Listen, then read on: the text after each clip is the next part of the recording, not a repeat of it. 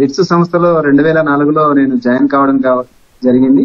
అప్పుడు అక్కడ గ్రామంలో ఉన్న వాలంటరీగా చేస్తూ ఒక ప్రాజెక్ట్ లో ఈ రిట్స్ సంస్థలోకి జాయిన్ అయ్యి ఇక్కడ ఈ సంస్థ చేస్తున్న సేవా కార్యక్రమాలు నచ్చి నేను ఈ సంస్థలోకి రావడం జరిగింది. అంటే ఎక్కువగా మా సంస్థ వచ్చి రైతు కూలీలు ఏదైతే హెల్త్ పరంగా వీటి మీద, పర్యావరణం మీద, కామన్ ల్యాండ్ డెవలప్మెంట్ మీద పనిచేస్తూ ఉంటుంది. ఈ సంస్థ చేస్తున్న కార్యక్రమాలు నచ్చి నేను ఈ సంస్థలోకి రావడం జరిగింది సార్. దీంట్లో వచ్చి నేను రకరకాలుగా ఈ 20 ఏళ్ల కాలంలో రకరకాలుగా కొన్ని ప్రాజెక్టులో నా సేవలు అందిస్తూ కూడా ఉంటున్నాను. రీసెంట్ గానే 2 సంవత్సరాల బ్యాక్ ఈ సంస్థలో బీఓడి మెంబర్ గా జాయిన్ కావడం జరిగింది. అలాగే ఈ ధ్వని ఫౌండేషన్ లో వచ్చిన తర్వాత ఇక్కడున్న బీఓడి మెంబర్స్ గాని, మా ప్రాజెక్ట్ డైరెక్టర్ గారు గాని మా ఈ ధ్వని ఫౌండేషన్ సంబంధించిన దాన్ని చూడడానికి సెకండ్ లైన్ లీడర్ గా నన్ను ఎంపిక చేయడం జరిగింది సార్. వాటిలో భాగంగానే నేను ఇప్పుడు ఈ ధ్వని ఫౌండేషన్ లో దాదాపు 10 నెలల కాలంగా ఈ ప్రోగ్రామ్ ప్లానింగ్ గానీ, స్ట్రాటజిక్ ప్లానింగ్ గానీ, లీగల్ కంప్లైంట్స్ కానీ ఇలాంటి కార్యక్రమాల మీద పాల్గొంటూ వస్తున్నాను. ఇప్పుడు కూడా మీ ఉపదేశక కార్యక్రమానికి మా సారు ఎంపిక చేయడము నేను దీన్ని మంచిగా భావిస్తున్నాను. Thank you sir. సురేష్ గారు, కొంచెం organisation the founder Christopher he is continuing now or what is the status sir and board member continuing sir. Okay, అలా ఇప్పుడు సురేష్ గారు చెప్పింది నేను ఎంత అవగాహన తీసుకున్నానంటే కమ్యూనిటీ ల్యాండ్ డెవలప్మెంట్ CLDAP అంటారు. ఓకే, ముఖ్యంగా అనంతపురం జిల్లాలో there are so many dry lands and marginal lands and ఇప్పుడు గవర్నమెంట్ గివెన్ ల్యాండ్స్ SC STకి అన్ని ఇచ్చినారు. ఓకే, సో ఇవన్నీ మీరు ఒక కమ్యూనిటీ ఫార్మింగ్ గా ఒక ఆర్గనైజ్ చేసుకుని, ఒక FPO చేసుకుని, ఓకే, దాంట్లో ఏదైనా పండించగలరా, దాంట్లో ఏమైనా వాల్యూ అడిషన్ చేయగలరా, దాంట్లో ఉపాధి హామీలు కానీ, ఓకే, ఇటువంటి ఒక కార్యక్రమాన్ని మీరు ఎటువంటి చేయాలనేది ఒక ఉపదేశకగా జస్ట్ బోర్డ్ ఆఫ్ డైరెక్టర్స్ కి అడ్వైజ్ చేయటమే కాకుండా ఒక టెక్నికల్ ఇది ఒక అడ్వైజ్ ఇచ్చేయటము, మీ ఉపాధి హామీని ఒక బలపడించటము, ఓకే, మీ community development programme participatory rural appraisal చేయటము, ఓకే, జనాలకి ఒక ఎంపవర్మెంట్ అంటే ఒక స్వశక్తతని పెంచేది, సో ట్రైనింగ్ ప్రోగ్రామ్స్ డిజైన్ చేసేది, ఇవన్నీ నేను ఆల్రెడీ చేసిన విషయమే ఇది. సో మీ సంస్థకి నేను ఒక బోర్డ్ ఆఫ్ డైరెక్టర్ గా వస్తే ఇటువంటి ఒక మంచి అవకాశాలు నాకు కల్పించినందుకు ముఖ్యంగా ధ్వని ఫౌండేషన్ హరీష్ గారికి నేను ధన్యవాదాలు తెలియజేస్తున్నాను. అండ్ తర్వాత కూడా నేను ఎందుకు ఈ ఉపదేశక ప్రోగ్రాంలో వచ్చినానంటే ఇప్పుడు ఆల్రెడీ 35 years సర్వీస్ చేసినాను. నాకు వచ్చే జీతం కానీ, ఉపాధి కానీ, ఎదగటం కానీ అన్నీ జరిగింది. కానీ మిగతా భగవంతుడు ఎన్ని సంవత్సరం పెట్టాడో మాకు తెలియదు. ఆ మిగతా సంవత్సరాన్ని ఒక ఉపయోగకరంగా ఒక నలుగురికి సేవ చేస్తూ బ్రతకాలనే ఒక మంచి ఉద్దేశంతో నేను ఒకటినే కాదు, నా ఆవిడ కూడా షీజన్ MA సైకాలజీ, ఆమె కూడా మీ ఊరు ఆమెనే చెప్పాను. అదే కర్నూలు జిల్లా పాణ్యం బన్గన్పల్లి పక్క ఉంటది, అది ఆమె గ్రామం, నేను ఆ ఊరు అల్లుడిని. సో ఆమె కూడా ఎంతో ఉత్సాహంగా చెప్పింది, మీరు అనంతపురంలో చేస్తారా అని. ఇంతకు ముందు మీ అనంతపురం హట్టి గోల్డ్ మైన్స్ ఉంది చూడండి, పేరూరు డ్యామ్ వస్తుంది, అది కర్ణాటక. నేను అక్కడ తిరుమణి అనే విజయ బ్యాంక్ లో నేను మేనేజర్ గా పనిచేశాను. నేను వస్తూ అక్కడ ఎంతో కరువు ప్రాంతము, చాలా ఇది వేరుశనగ వేస్తారు, వెరీ మార్జినల్ ల్యాండ్స్, అంటే సాయిల్ డెప్త్ కూడా ఎక్కువగా లేదు.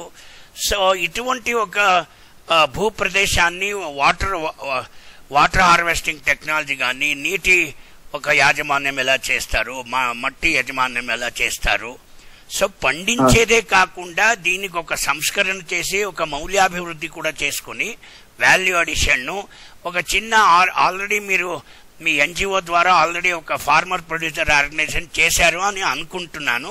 చేయకపోతే కూడా చేసే ఆస్కారం ఉంది. అందరినీ కలిపి అందరికి ట్రైనింగ్ ప్రశిక్షణ ఇచ్చేది, వాళ్ళకి ఒక ఉపాధి హామీని ఇంకా నిలబెట్టేది, ఇప్పుడు వచ్చే ఒక చిన్న జీతంని ఇంకా పెంచాలని కూడా నాకు చాలా ఆశగా ఉంది. దీంట్లో నాకు చాలా అనుభవం కూడా ఉంది. సో మీరు అవకాశం ఇస్తే మీ రీడ్స్ తరపున నేను వచ్చి మీకు చేయగలను. నాకు ఎటువంటి పైసలు ఏమి ఆశ లేదు. ముఖ్యంగా హరీష్ గారి అవకాశం ఇచ్చినందుకే నాకు చాలా ధన్యవాదాలు తెలుపుతున్నాను. సురేష్ గారు ఇంకా కొంచెం ఆర్గనైజేషన్ కొంచెం చెప్పండి. What is the programme which you are doing? Who are the donors? Who are the what is the current of budget you have for this year? You please tell about that. Current project. PPT ఏమో ఉందంటే present చేసిందా? బాగుంది sir. PPT ఉందా సురేష్ గారు? లేదు. అది కాదు, మీకు ముఖ్యంగా ఫండ్స్ ఎక్కడి నుంచి వస్తుంది? డోనర్ ఎవరు, ఎంత బడ్జెట్ ఉంది, ప్రోగ్రామ్ ఏమేమి ప్రోగ్రామ్ కరెంట్ గా ఏమేమి ప్రోగ్రామ్ ఉంది అది చెప్పండి. ఓకే, ఇప్పుడు రిట్స్ ఫార్మేషన్ చేసి 1997 లో రిజిస్ట్రేషన్ అయింది సార్. మనకి 83 నుంచి కూడా వర్క్ చేస్తూ ఉంది. అంటే అనేక ఉద్యమాలు చేస్తూ, అంటే ఏదైతే ఇప్పుడు ఎంజీ ఎనర్జీస్ ఉందో ఈ ఉపాధి హామీ సోషల్ రైట్ కానీ అంతకుముందు ఉపాధి హామీకి రావడానికి సైకిల్ యాత్రలు చేపట్టి కూడా సంస్థల ద్వారా కూడా యంగ్ ఇండియా ప్రాజెక్ట్ లో భాగంగానే అప్పుడు ఈ ఉద్యమాలు చేస్తూ మా ప్రాజెక్ట్ డైరెక్టర్ వంటి కిష్టప్ప గారు ఎన్నో ఉద్యమాలు చేసి ఈ సంస్థని ఒక స్థాయికి తీసుకురావడానికి చాలా కష్టపడినారు సార్. మోస్ట్లీ 2002 సంవత్సరాల నుంచి ఈ ఏదైతే ఈ సంస్థకి FCRA ఫండింగ్ కానీ అదర్ ఫండింగ్ కానీ గవర్నమెంట్ ఫండింగ్ కానీ ఇవన్నీ రావడం జరిగింది సార్. దాదాపుగా ఇప్పటి వరకు దాదాపు 18-19 ప్రాజెక్టుల వరకు ఈ 20 ఏళ్ల కాలంలో చేయడం జరిగింది సార్ సంస్థ.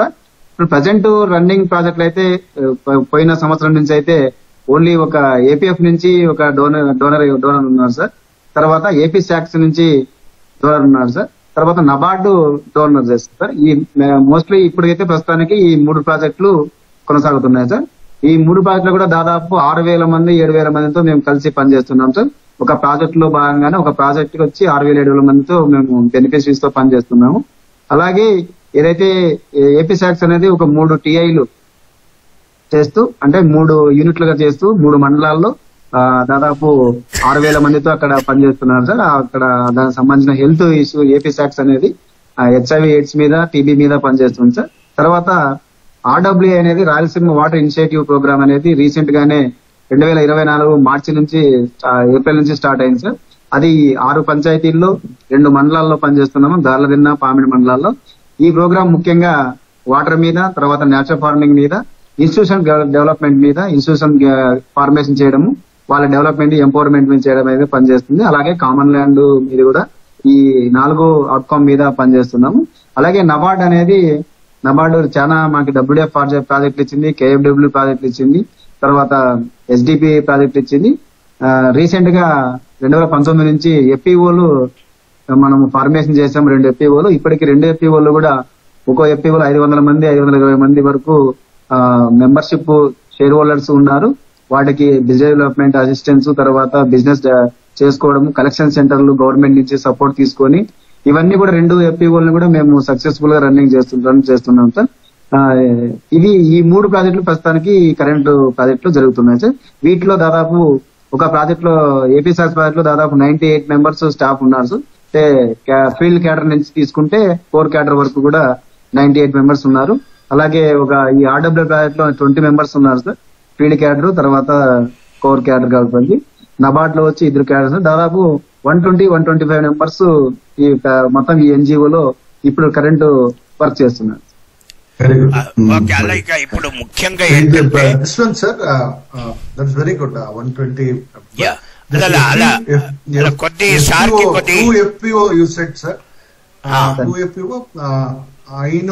means what is how many numbers in 500 in each, 500 each. 500, very good. Okay. I'll just Naidu garu okke nimisham ayanki tarjuma chestanu. So what basically Naidu is saying is they work on watershed, they work on all these community lands. They have formed 2 FPOs. Each FPO is having 500 shareholders. 500. And each shareholder is going to contribute some 1,000 or something. And concomitant matching grant also will come from Government of India, which they have already done. And now their main emphasis, what he told in Telugu is, say how to construct the livelihoods for this marginal land farmers. See, because most of them are only groundnut cultivation in Anantapur, The land is also very, very poor land. It cannot hold water, or a lot of nutrients is not there in the soil. So therefore they are aiming at both the natural resource management on one side, and then construction of livelihoods for the farmers on the second side, and they are also going into the area of natural farming. So I have already told you that I am a certified natural farming trainer from Manage.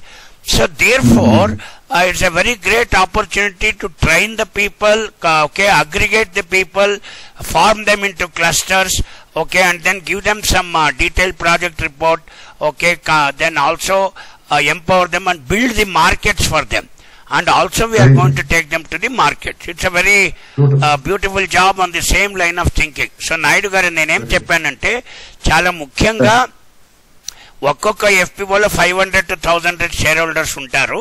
So ఒక్కొక్క share holder almost దాదాపు 1000 rupees పెట్టే కూడా అంత matching grant government of India ఇస్తుంది. And మీ సంస్థ head quarter వచ్చేసి అనంతపుర. ఏ ఊర్లో ఉంది? గార్లదిన్న తెలుసు, అక్కడ రైలు పాస్ అవుతుంది. గార్లదిన్న రైల్వే స్టేషన్ ధర్మవరం పోయే వైపులో వస్తుంది. గార్లదిన్న ఇస్ రైల్వే స్టేషన్ తెలుసు నాకు. ఓకే, సో ఇప్పుడు మనం ధ్వని ఫౌండేషన్ తరపున ఏంటంటే సారు నన్ను ఒక ఉపదేశకుగా ఎన్నుకున్నారు. సో సార్ ఆల్రెడీ మాన్యువల్స్ ఇచ్చి మాకు అన్ని ట్రైనింగ్ చేసినారు. ఒక స్ట్రీమ్ లైన్ చేసుకొని సార్ ఇచ్చిన ఒక గైడ్ లైన్స్ ద్వారా ఎలా ముందు దూసుకొని పోవాలనేది పోతూ పోతూ మీకు తెలుస్తుంది. Yes sir. హరీష్ గారు చెప్పండి సార్. సురేష్ గారు చెప్పండి. ఓకే సార్, 2 points సురేష్ గారు. సో ఒక కరెంట్ ఛాలెంజెస్ ఏమేమి ఉంది, హౌ రావు గారు sir, how we can involve. 1.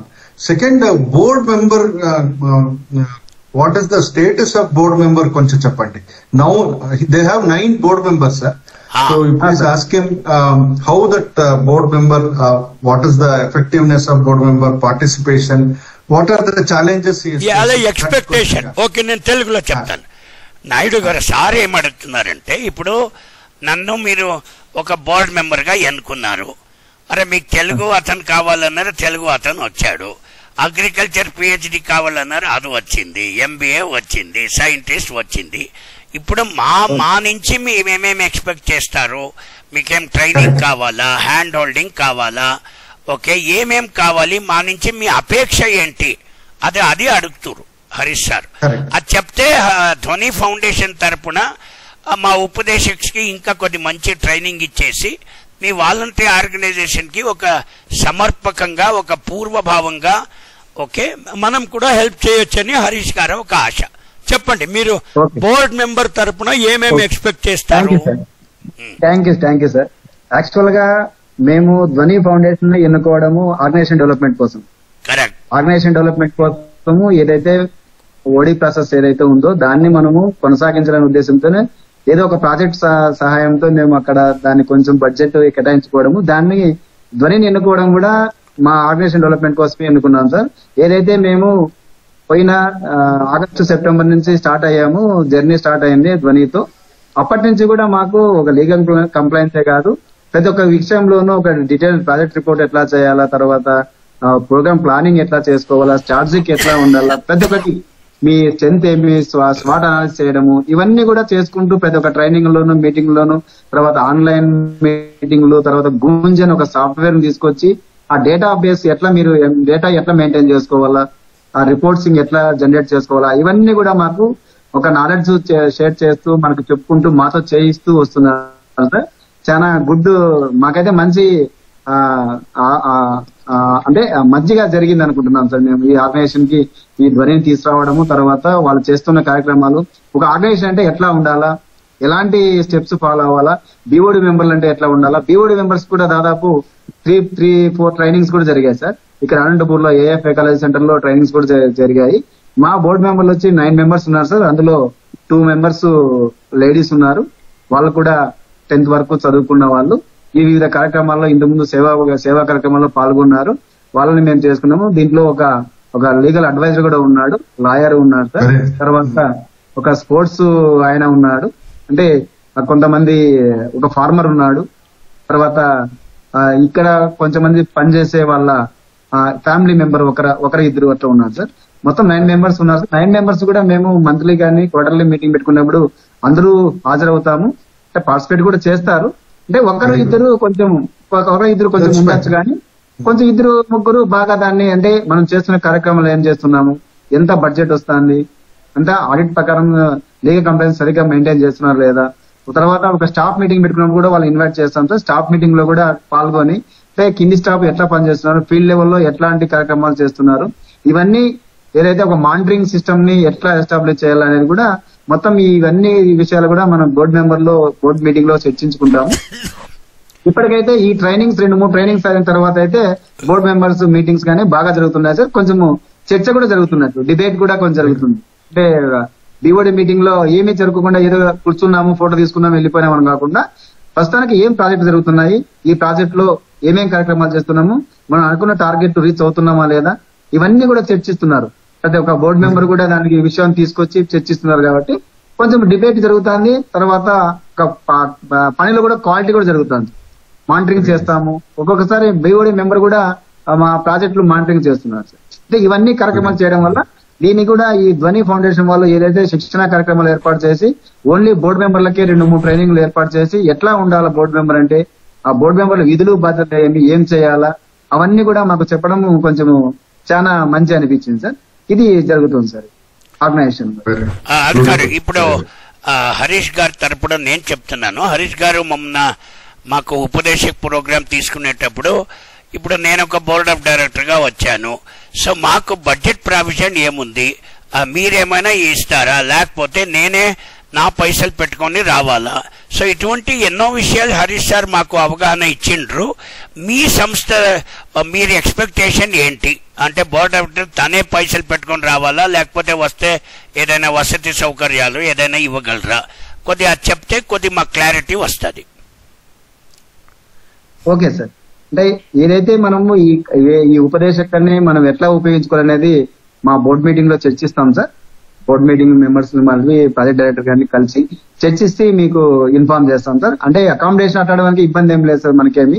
అంటే మాకు చాలా అవసరం సార్, ఎందుకంటే మాకు మంచి ఉపదేశకు మా అనుకూలంగా మా ప్రాజెక్టులకు కానీ మా ఆర్గనైజేషన్ ఎలాంటి కార్యక్రమాలు చేస్తుందో అలాంటి వారిని ఎంపిక చేసినందుకు నిజంగా ధ్వని ఫౌండేషన్ కానీ గిరి సార్ కానీ హరీష్ సార్ కానీ కూడా చాలా కృతజ్ఞతలు తెలుపుతున్నాం సార్. ఎందుకంటే ఇప్పుడున్న సిచ్యువేషన్ లో మీలాంటి వారి సేవలు మాకు చాలా అవసరం sir.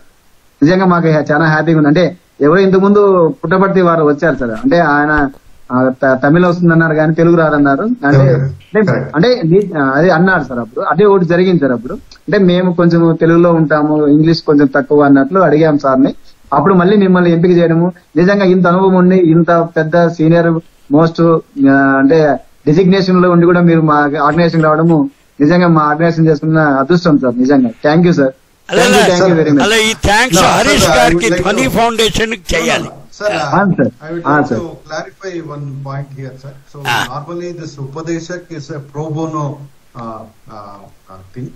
So normally we will try to Harish some more louder. Yeah, so this is actually a pro bono concept, sir. Okay. So normally NGOs will not be in a position to afford the fees of your caliber. That is one thing. So by chance if they have in their bylaw that other board members are compensated for their travel, that is their discretion.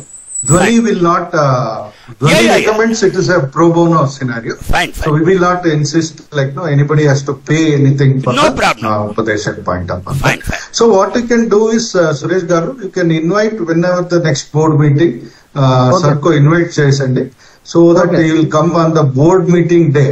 So if possible, myself and Giri, anybody from Dhwani also will try to join, so that we can take the entire this thing. So meanwhile, what I suggest is you make a list of your what are the challenges you have, what is that you require from Rao Garu. List chesi, you can keep discussing. Now here afterwards I will send a mail, both the numbers of Suresh Garu to Rao Garu number to Suresh Garu. You people can directly contact each other and speak. You need not have to wait for myself or Giri or Rohini, anybody from Dhwani or anybody. So that you will save time. Otherwise to bring all three together might be a challenge. So what I suggest, till the visit happens, it may take some time for planning and which day to come and all. You can set a team call like this every, second Monday, second Saturday, first Sunday, whatever convenient to both of you. And you can take them through whatever the updates, your program updates, your what happened last month, what is your forecast for next quarter. And if you give it to Rao Garu, so he will also give some plans, some ideas, some budget kind of. Then the visit might happen next board meeting or next month. Whenever you invite Suresh Garu, you have to invite Rao Garu to visit your organization. Then only you will be able to make his plan. Correct, Kara sir? So if somebody has to come to my house, I have to invite. Please. అలా okay. ఇప్పుడు సురేష్ అలా నాయుడు గారు, ఇప్పుడు ఆయన చెప్పింది నేను తెలుగులో కొద్ది సమప్ చేస్తాను. సో ఇప్పుడు నేను నెక్స్ట్ విజిట్ చేసినప్పుడు మీకు పిఆర్ఏ కావాలా, డిపిఆర్ కావాలా, ఎఫ్పిఓ కావాలా, ఏది ఎటువంటి సర్వే, ఎటువంటి ట్రైనింగ్, ఎటువంటి హ్యాండ్ హోల్డింగ్, అవన్నీ నేను ఒకసారి చూసిన తర్వాత నాకు తెలుస్తుంది. ఓకే, ఆల్రెడీ చెప్పినట్టు నాకు అపేక్ష ఏం లేదు. ఓకే, మీరు అవకాశం ఇచ్చారు, నేను I can come in my vehicle and we will do all the program. అది పోతూ ఎటువంటి ట్రైనింగ్ నీడ్స్ వస్తుంది, జనాలకి ఏది తక్కువగా ఉంది, ఏది ఎక్కువగా అవగాహన కావాలి, నైపుణ్యత ఎక్కడ కావాలి, వాళ్ళ వైఖరిని ఎలా మార్చుకోవాలి, ఒక పార్టిసిపేటరీ అప్రోచ్గా వాళ్ళని ఎలా కలపాలి, ఉమెన్ గ్రూప్ని ఎలా ఆర్గనైజ్ చేయాలి, ఇవన్నీ మనం చేస్తూ పోతాము. ధ్వని ఫౌండేషన్ మా వెనుక ఉంటారు. సార్ ఆల్రెడీ ఒక మాన్యువల్ నాకు ఇచ్చారు, సమ్ 32 పేజ్ మాన్యువల్, ఎటువంటి how to follow the guide lines for an NGO. So మీరు ఎప్పుడెప్పుడు మీటింగ్ చేసినప్పుడల్లా ఆయనకు పిలిస్తే వీళ్ళు ఇటువంటి వీక్లీ వన్స్ ఒక మీటింగు, ఓకే, ఇదన్నీ చేస్తే నేను నా ప్లాన్స్ చెప్తాను. నేను అక్కడ వచ్చి ఒక 4-5 ప్రోగ్రామ్ తెలిసిన తర్వాత మీకే తెలుస్తుంది. ఇక ఒక టీచర్ వచ్చిన తర్వాత ఒక 4 క్లాస్ తీసుకుంటే జనాలతో లింక్ అవుతారు. ఓకే, అదన్నీ అయిపోతుంది. మీరేం కంగారు పడొద్దు. నా తరపున ఎటువంటి ఆగ్రహము లేదు, ఓన్లీ అనుగ్రహమే ఉండాలి. రైతులకి సేవ చేయాలి. ఎందుకంటే ఇంతవరకు నాకు 62 సంవత్సరాలు, ఇంత సంవత్సరము రైతుల పైసలతోనే నేను బ్రతికాను, ఐసీఆర్ సర్వీస్. సో ఇంకా మిగతా సంవత్సరం రైతులకి ఇచ్చిపోతేనే నాకు ఒక ఆత్మతృప్తి. సో చాలా ధన్యవాదాలు హరీష్ గారికి, ముఖ్యంగా ధ్వని foundation. Okay, so next meeting Harish గారు అరేంజ్ చేస్తారు. మీరు డేట్ చెప్పండి, ఎందుకంటే ఇప్పుడు వర్షాకాలం వచ్చేలోగా చేయాలి ఏదైనా ప్రోగ్రాము. ఇప్పుడు జూన్ లో అక్కడ వర్షాలు వస్తుంది, జూలైలో వస్తుంది అనంతపూర్లో అనుకుంటాను. దాని లోపల ఒక 2-3 విజిట్స్ చేసి చేద్దాం ప్రోగ్రామ్. అలా నేను హరీష్ సార్ కూడా వస్తారు నాతో, హరీష్ సార్ కూడా వస్తారు. అలా మన ఇద్దరు కలిపి ఒకే బండిలో వస్తాం. Don't worry. Okay okay Harish garu, okay, conclusion. So feel free. Okay, you fix the date, we will go. I think we should make 1 or 2 visits just before the rainy season. ಯಾಕೆಂದ್ರೆ ಈಗ ಮಳೆಗಾಲ ಈಗ ಜುಲೈ ಒಳಗೆ ಬರುತ್ತೆ ಅಲ್ಲಿ. ಮಾಡೋಣ. Thank you. So the meeting is over sir. Shall I leave the meeting? Okay Naidu garu, నా నంబరు ఎవ్రీథింగ్ సార్ దగ్గర ఉంది, సంప్రదించుకోండి. Okay, right. Thank you. I will leave the meeting. I'm leaving the meeting. Link हो गया.